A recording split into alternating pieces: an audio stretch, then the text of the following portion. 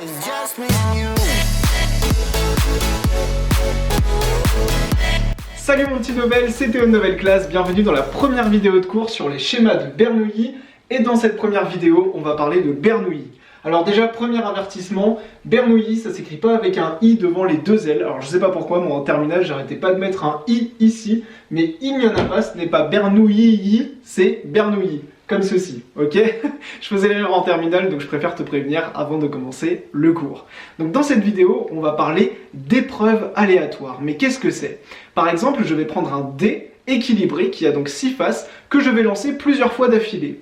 Et bien, ce lancer que je fais à chaque fois, c'est ce qu'on appelle une épreuve, c'est-à-dire que je vais la lancer et voir sur quel chiffre je vais tomber. Ces épreuves, avec mon dé par exemple, elles sont parfaitement indépendantes, c'est-à-dire que je vais lancer le dé plusieurs fois de suite et le résultat que je vais obtenir à chaque fois ne va pas dépendre de mes lancers précédents. Et c'est ça qu'on appelle indépendance. C'est-à-dire que des épreuves indépendantes, c'est des épreuves dont les issues ne dépendront pas des expériences qu'on a fait précédemment. Et ça, par exemple, comme je te l'ai dit, c'est lancer un dé plusieurs fois d'affilée, ou encore lancer une pièce en l'air pour voir si on tombe sur pile ou sur face. Le résultat ne va pas dépendre à chaque fois des résultats précédents. Cette notion d'indépendance, qui est donc le fait que l'issue d'une épreuve ne dépend pas des épreuves précédentes, elle est très importante car c'est une condition du schéma de Bernoulli qu'on va voir dans ce cours. Alors une épreuve de Bernoulli, qu'est-ce que c'est? Eh bien c'est tout simplement une épreuve aléatoire, comme par exemple le fait de lancer une pièce et de tomber sur pile ou face, et cette épreuve aléatoire ne peut avoir que deux issues possibles.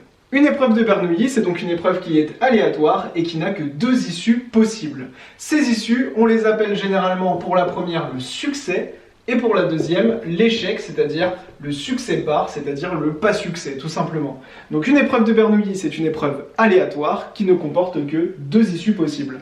Et par exemple, comme je te l'ai dit, c'est le fait de lancer une pièce, de voir si on tombe sur pile ou face. On a donc une expérience totalement aléatoire, on ne sait pas si on va tomber sur pile ou face à l'avance, et il n'y a que deux issues possibles, le pile qu'on pourra appeler succès, et le face qu'on pourra appeler échec. À partir de cette notion d'épreuve de Bernoulli, on peut définir ce qu'on appelle une loi de Bernoulli. Pour dicter cette loi de Bernoulli, on va utiliser ce qu'on appelle une variable aléatoire. Cette variable aléatoire, c'est tout simplement une donnée qui va nous dire est-ce qu'on tombe sur un succès ou est-ce qu'on tombe sur un échec. C'est pas plus compliqué que ça. Cette variable aléatoire, on va l'appeler x.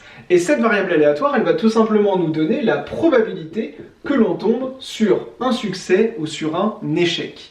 Dans une épreuve de Bernoulli, on ne peut donc avoir que succès ou échec. On peut donc avoir soit 1, c'est-à-dire un succès, soit 0, c'est-à-dire un échec.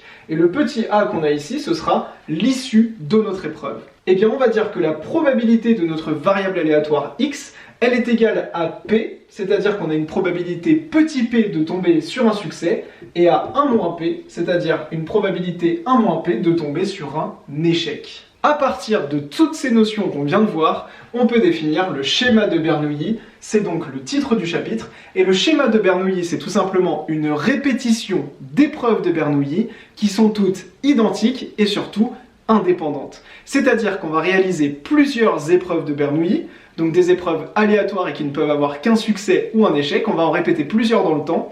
À chaque fois, on va faire la même chose et chacune des épreuves sera indépendante, c'est-à-dire que l'issue des épreuves ne dépendra pas des précédentes. Un schéma de Bernoulli, comme je te l'ai dit, c'est donc une succession d'épreuves de Bernoulli qui ne peuvent donc avoir que des succès ou des échecs et qui sont aléatoires, ça c'est très important. Et ces épreuves, elles se répètent de manière identique, c'est-à-dire que c'est toujours la même, et de manière indépendante. Et donc pour représenter ce qu'on appelle un schéma de Bernoulli, on peut réaliser un arbre, tout simplement, qui sera donc un arbre de probabilité et un arbre de schéma de Bernoulli. C'est-à-dire qu'au départ, on n'aura rien, donc on va faire un point, et puis on va réaliser une première épreuve de Bernoulli, qui peut être par exemple prendre une pièce, la lancer et voir si on tombe sur pile ou sur face. On aura donc deux possibilités, c'est le principe de l'épreuve de Bernoulli, on peut soit tomber sur pile, soit tomber sur face. Eh bien, on appellera pile par exemple le succès et face l'échec.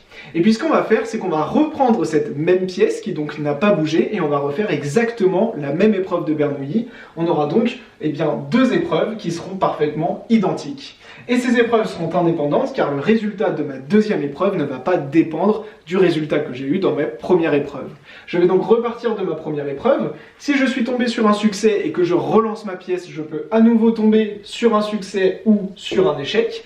Et si j'avais un échec, je peux à nouveau tomber sur un succès et à nouveau tomber sur un échec. La loi de Bernoulli dont je t'ai parlé juste avant va nous donner la probabilité de tomber sur un succès et de tomber sur un échec. C'est ce que je t'avais appelé P et 1 moins P. On peut avoir par exemple 60% de chance de tomber sur un succès et 40% de chance de tomber sur un échec. Et c'est ce qu'on va noter dans notre arbre de probabilité. On va avoir, comme je te l'ai dit par exemple, 60% de chance d'avoir un succès et 40% de chance d'avoir un échec. Et comme ces épreuves doivent être identiques, on aura toujours les mêmes probabilités, quel que soit le niveau de notre arbre de schéma de Bernoulli, comme ceci. Et grâce à ça et toutes les notions qu'on a vues ensemble, on va pouvoir calculer très facilement la probabilité d'un schéma de Bernoulli, c'est-à-dire la probabilité d'une succession d'épreuves de Bernoulli.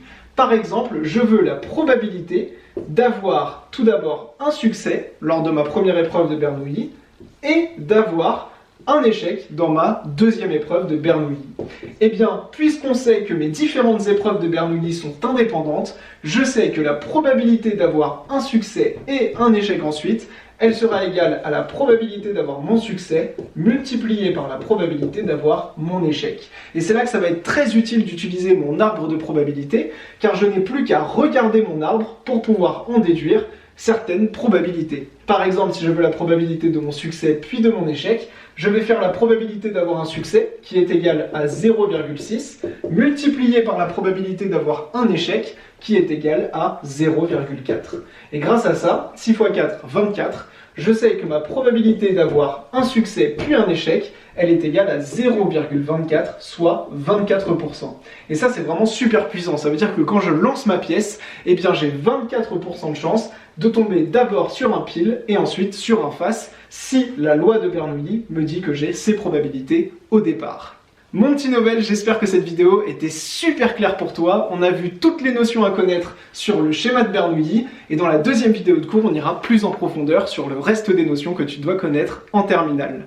J'espère que cette vidéo t'a plu. Si c'est le cas, n'oublie pas de la liker et surtout de t'abonner à ma chaîne YouTube. Et à très vite sur Novel Class. C'était Théo, ciao.